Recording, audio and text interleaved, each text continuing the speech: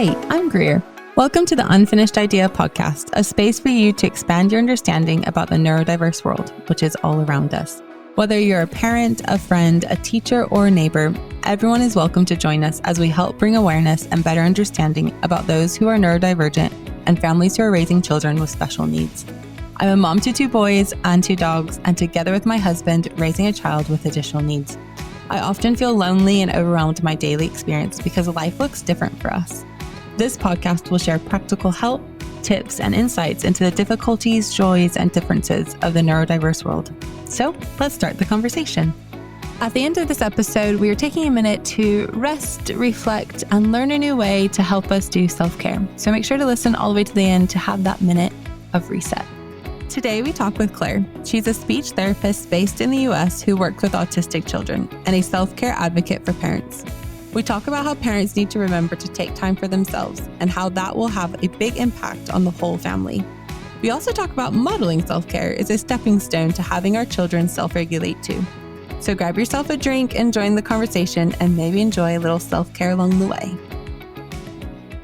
Clare, you advocate not just for autistic children, but also for their parents and making sure that they are taking care of themselves. So how can a parent doing self-care help their neurodivergent child? Yeah. So I think the big thing that I always bring up with parents is that truly you can't pour from an empty cup. And so when we talk about supporting our autistic kids and neurodivergent kids, we should be putting the priority on the parents and their needs.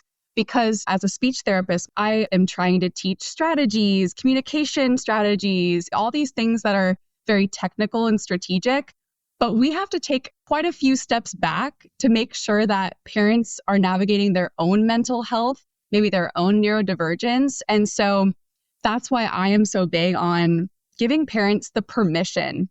There's a lot of guilt around prioritizing your needs as a support needs parent. You can't support your child without supporting yourself first. I think anything that parents can do just to give themselves permission to pour into themselves will, in the end, help their child to be so much more successful. You mentioned parents feeling guilty. I can raise my hand and say yes. How would you encourage a parent who has come to you and said, I feel really guilty doing this? What would you say to them? Well, I would first say all the feelings you feel around your child, their diagnosis, are so valid. My first piece of advice would be to sit with that feeling. It's okay. It's a grieving process sometimes. Parents are on their own journey with the diagnosis, with autism, learning about their child. So first and foremost, sit with the guilt, sit with the sadness, sit with the grief. And when you're ready, explore some other options to get you on that path so that you're feeling a little more positive about the experience. And I like to preface that by saying it's not toxic positivity.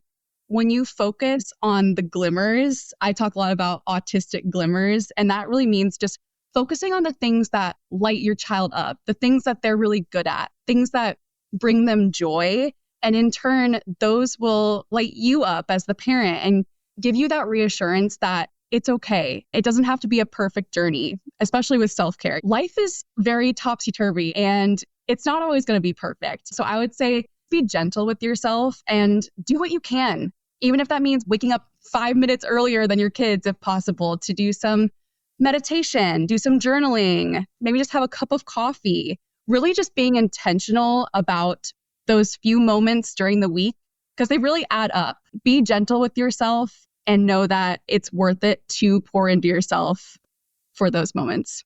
Yeah, that's a good point, that those little moments add up, and 5 minutes every day in 1 week is, kind of about half an hour, roughly, they add up. So that's a good reminder of little moments, add up over time. So what would you say for someone who, you mentioned some parents are on their own neurodivergent journey, what would you say to them as they parent a neurodivergent child, like how they can model self-care or kind of how can they make that a practice for their own child?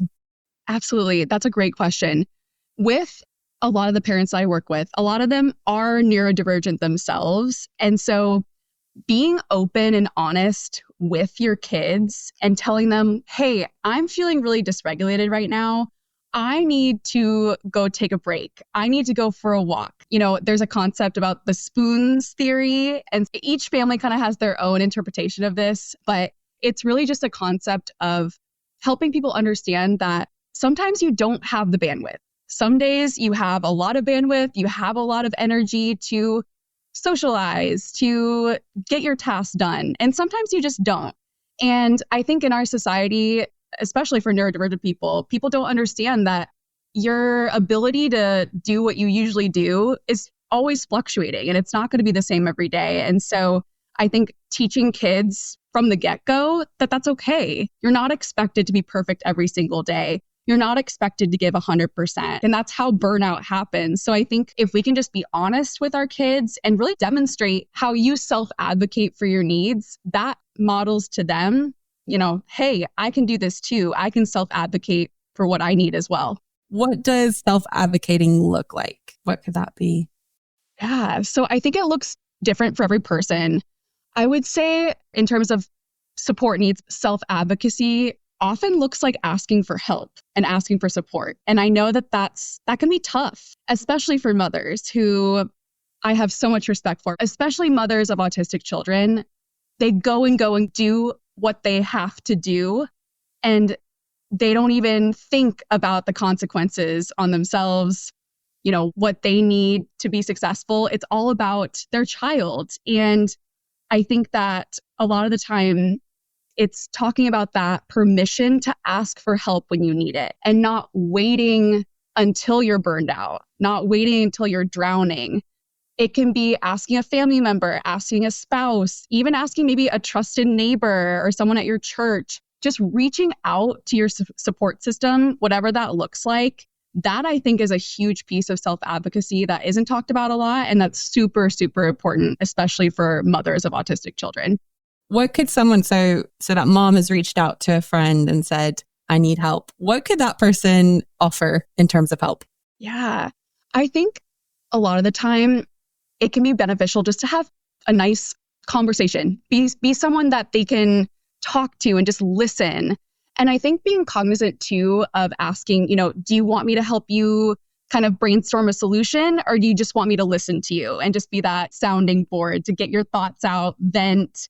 So I think just being open to whatever that individual needs and offering support in whatever way you can. I know especially for neurodivergent children, it's hard to trust other people with your kids. I would say if you have anyone that you trust with your kids, I think really taking advantage of that, where you could run to the store, go on a walk, go on a run, anything that you could do just to trust those people, because I know that's really hard, especially for kids that do have those kind of hard behaviors. Maybe they're non-speaking.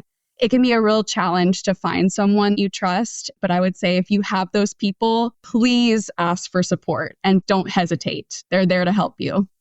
Yeah, we have this very small group of people who we trust, if he's awake and if he's asleep, if that means to watch him, just because there's different needs and some people overlap. That sounds like it's a weird little diagram that we have. But how could others kind of widen that circle of those trusting people? I can think of about 6 people that I would ask to watch my kid, which doesn't sound like a lot, like that doesn't, but at the same time does. So I don't know, how could we widen that circle?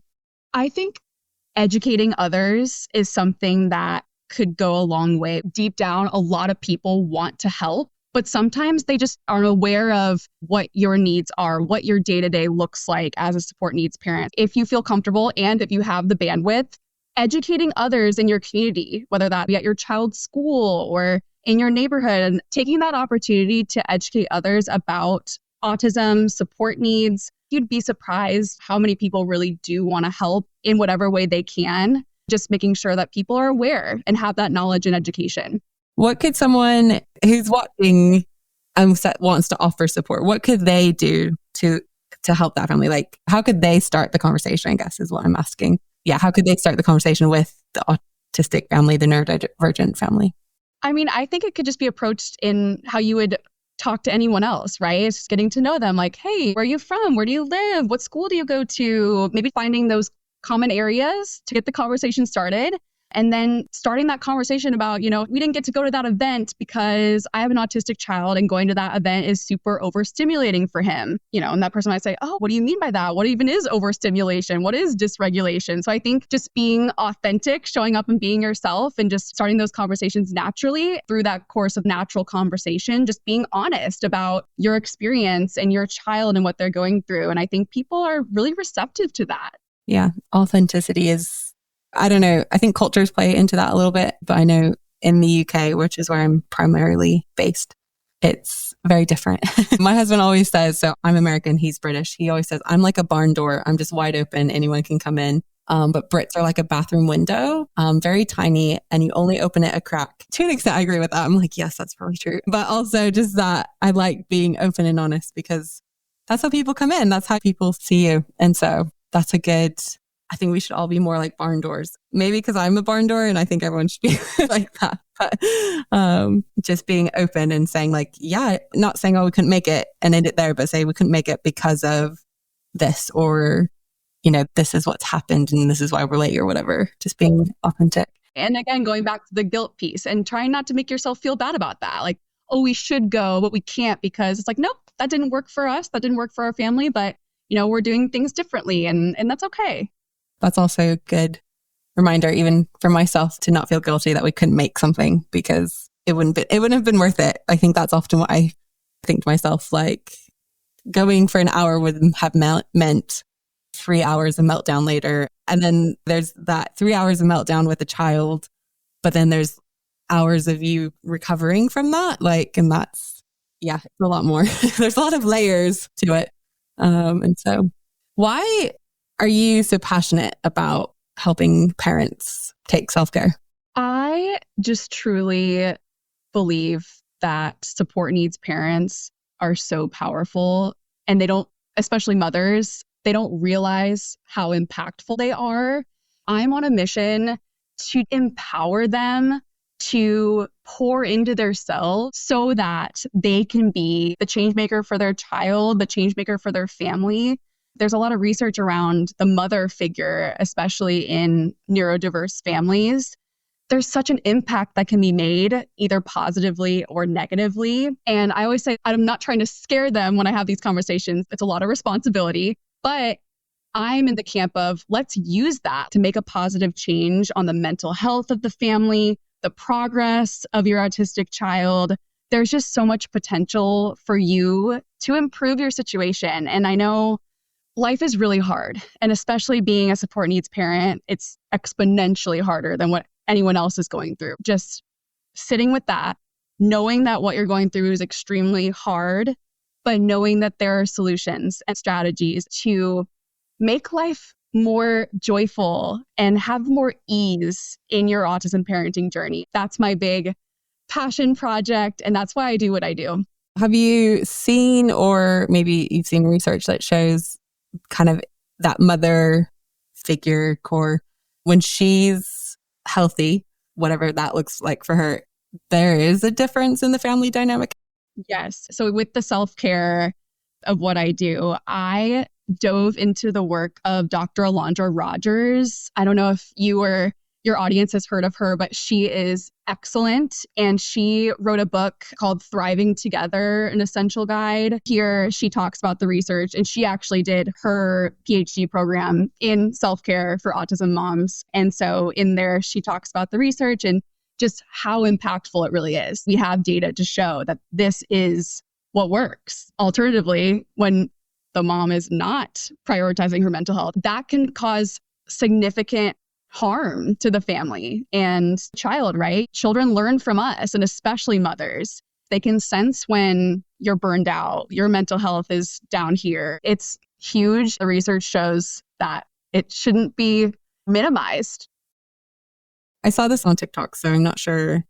I might be spreading false information, but it talked about a mom of a parent stroke a mom. It did talk about the mom, but I think basically the idea was their adrenaline level is like they're in war. Like it's like a heightened adrenaline because they're constantly on. It really resonated with me because that's how I feel. I constantly feel like when my son is awake, I have to be 5 steps ahead of him in every possible situation. Can he run out that door? Could he run out that window? Like whatever is that just going to happen? Is that just what my life is? Or is there a way of helping bring down that adrenaline? Because that's not really healthy. Yeah. I know self-care probably helps bring that down. Is there something I could do throughout the day that could help me bring that down? I think one of the biggest things that I recommend is just practice being aware of the feelings in your body. As a speech therapist working with autistic children, I have gained experience with the fact that they need help identifying their own emotions and what emotions feel like, knowing healthy ways to help them navigate those big emotions, anger, stress, anxiety. And so I think really just practicing feeling those emotions, identifying your sensory triggers and emotional triggers, and being proactive about, using those strategies that work for you. Maybe it's going for a walk. Maybe it's just going to the bathroom and doing your skincare routine, just anything that you can do to reset. If you're feeling yourself getting really dysregulated, getting really overwhelmed, I know for me personally, I can feel myself when I'm getting dysregulated in a situation. I get hot and sweaty and my heart is beating really fast and you get into that kind of fight or flight. And so I think it's just really being aware of how that feels in your body and being strategic about those quick bursts of, ways that you can kind of calm back down, prioritizing those throughout the day. Be gentle with yourself. It's not going to look perfect. Sometimes you're going to lose your cool and yell at your child and feel really guilty, but it's a practice, right? This is a long-term thing.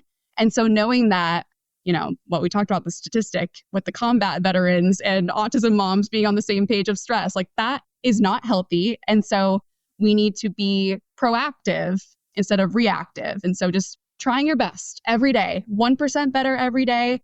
Your child will see you working on that. They'll see you, apologizing for when you didn't get it right. And I think that's a huge component of it as well. Yeah, your child's always watching you, no matter if you are parenting a neurodivergent child or not. And so modeling that is always good. Sometimes bad when you don't react the way you want to, but equally, like you say, asking for forgiveness, coming back for reconciliation is also a good model. What is something that you have noticed, again, thinking about more moms, but probably could go to both parents, when they're healthy, they're modeling things, they're taking their self-care, it's like a pill. Have you seen a different result in a child, like in how they communicate? A lot of the parents and moms that I work with come to me asking for support for how they can help their child with behaviors.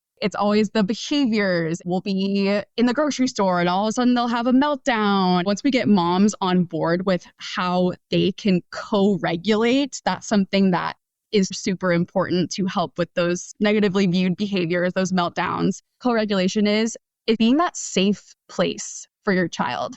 And say that you are also really dysregulated and you are getting overwhelmed and embarrassed, right? Oh my gosh, my child's having a meltdown in the grocery store. What are they going to say about me? They're going to judge me.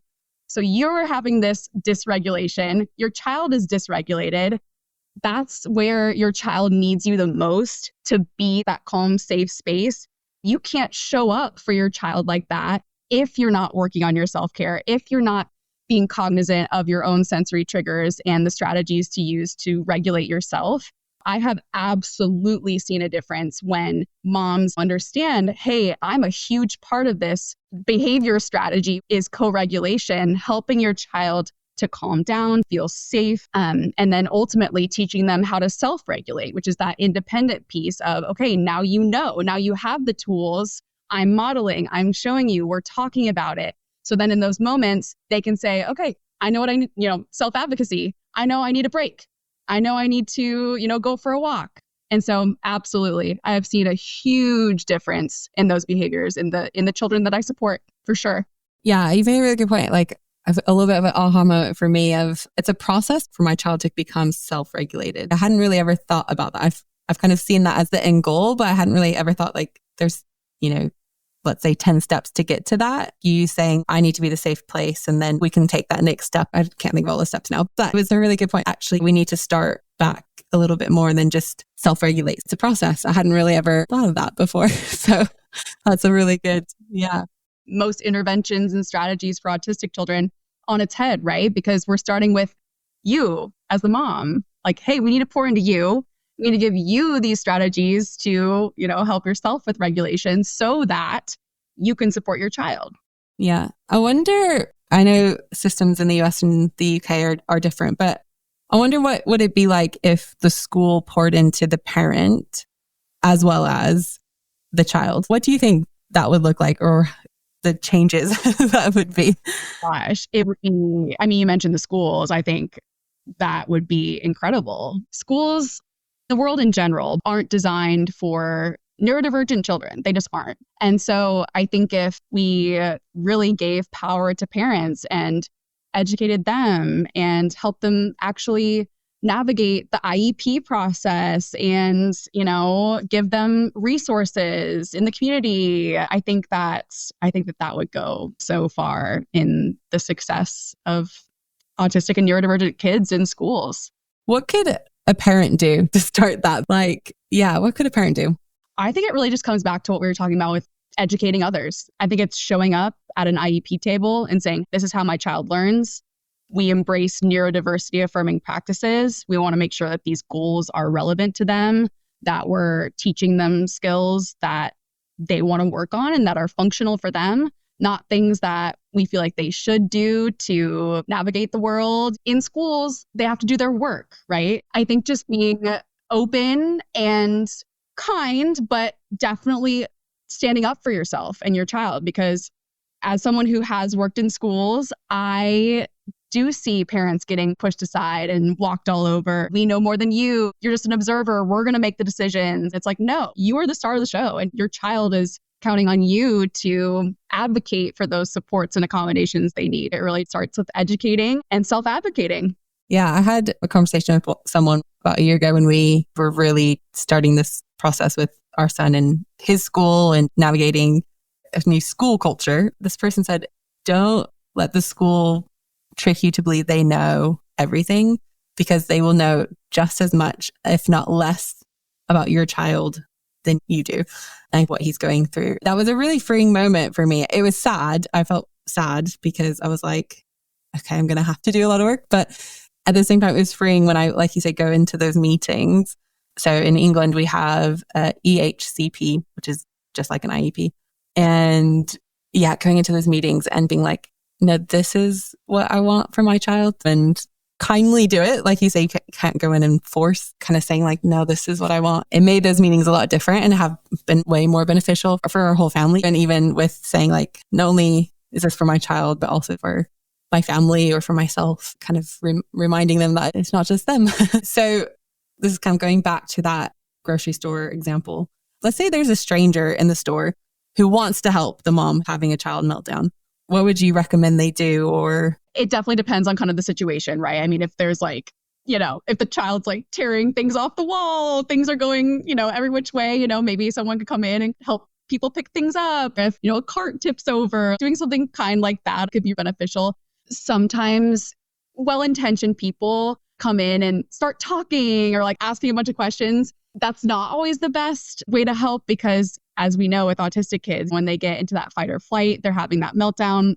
Words and language are not computing because they're in that fight or flight state. And so again, going back to that education piece, trying to educate people and create a more neuro-inclusive world so people understand like, hey, this is, an autistic child who's having a meltdown. I should probably just kind of, go on my way, mind my business, not whisper to someone next door or, make a comment, right? And so I think in terms of helping that child and in that mother, I think maybe just giving them some space. I've heard from mothers where they've been in situations where people have said some mean things and they kind of judge the mom, like, why aren't you, disciplining them in this way? And that's just not helpful. We know typical disciplinary measures don't work for autistic children. I think it all comes back to this education piece and helping people understand what neurodiversity looks like and those struggles that autistic children can often have, especially if they're dysregulated. A lot of sounds in a grocery store, a lot of things going on. People can do a lot of good by just learning, observing, and just being kind goes a long way. Being kind. We've definitely had comments made to us, which is very unusual for a British person that you don't know to say. It was even more shocking that they would say something to me as my child is like having a meltdown. I often think back to how I would have want that person to have responded. And to be honest, I don't know. Like, part of me's like, they could have just kept walking. Like, I always find that, like a weird thing. Like, why can't they just walk past? Yeah.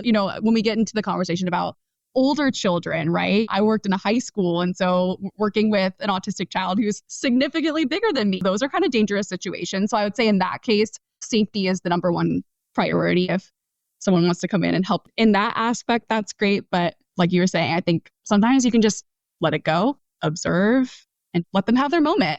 We talk about co-regulation, like mom's going to be there, not using words or trying to limit words, and really just be their safe space, give them a hug, tell them like, hey, I can tell you're having a hard time. Let's leave. Let's take a break. Those are all great. Yeah, I have definitely left 1 or 2 carts in the grocery store just in the middle. And I've just walked out with my bag and my child and said, we're not doing this today. We'll come back. Any other parent out there who has ever done that, join the club. I think it's totally okay. The final question I like to ask everyone is, what would you want the world to know about neurodiverse people, autistic people? I would just want the world to know that autistic people have so many capabilities. People have a very closed-minded view of autism still. I think we're getting better, that people don't quite understand how vast the spectrum really is. A lot of people still think that autism is, something horrible and, they're never going to have a happy life. They're never going to be successful. They're never going to be independent.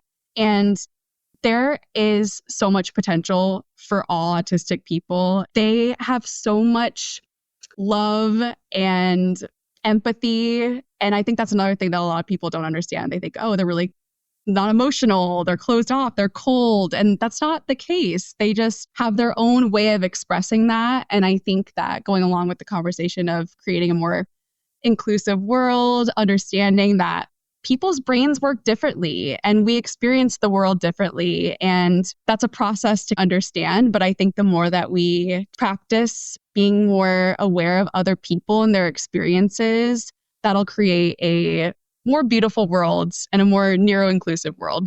So yeah, our son feels very deeply. And it always surprises people when I say, oh, he's autistic, because of how deeply he feels. And some of that's probably his ADHD as well. He helps me feel sometimes. Sometimes I'm like, oh, I'll deal with it later. And he's like, no, let's talk about that. And I'm like, oh, okay. So that's a good reminder that they can be deep feelers. So thank you very much, Claire, for joining us and for sharing some inside tips and knowledge on self-care, and just reminding that as much as a parent advocates for their child, we need to also remember to advocate for ourselves and take time for ourselves. So thank you for joining me today. Thank you for having me, Clare. It was so fun. It's easy to get cynical about breathing exercises, affirmations, self-care, and the like, because they don't fix the circumstances we find ourselves in that are outside of our control. You're right, they're not a fix, but they can move the needle towards a calmer nervous system. During the month of January, we're going to try different ways to help us reset. I suggest having a go when you're able and when you feel calm to find what feels good to you and then keep doing it. Today's reset moment is a mindful walk, all about being in the present moment. Anxiety loves to live in the past regrets and future what ifs. You don't necessarily need to be outside for this. You can do it wherever you are, as long as it's safe. What are 5 things you can see? Really see the details, the color, the texture, the shape, the size. By diverting your focus to your sense of sight, you disrupt the cycle of anxious or stressful thoughts. 4 things you can touch. This could be the fabric of your clothes, the texture of an item you're holding, or the floor beneath your feet. 3 things that you can hear. Identify these sounds help steer your mind away from inward worries and more toward the world around you, anchoring you in the present moment. 3 things you can hear. Identify these sounds help steer your mind away from inward worries and more toward the world around you, anchoring you in the present moment. 2 things you can smell. Tuning into these smells helps shift your focus from looping thoughts to your immediate surroundings, reinforcing your connection to the present moment. And 1 thing you can taste. You might want to take a sip of water or focus on the lingering flavor of toothpaste in your mouth. Or you can have a taste of something you enjoy and notice if it is sweet, smooth, crunchy, salty. Centering on this final sense completes the cycle and firmly brings you back to the present moment. Hey, make sure to hit the follow button in your favorite podcast app so you don't miss out on any future episodes. When you hit that follow, each week the episode will automatically show up in your podcasting feed. So hit that follow and we'll see you next week.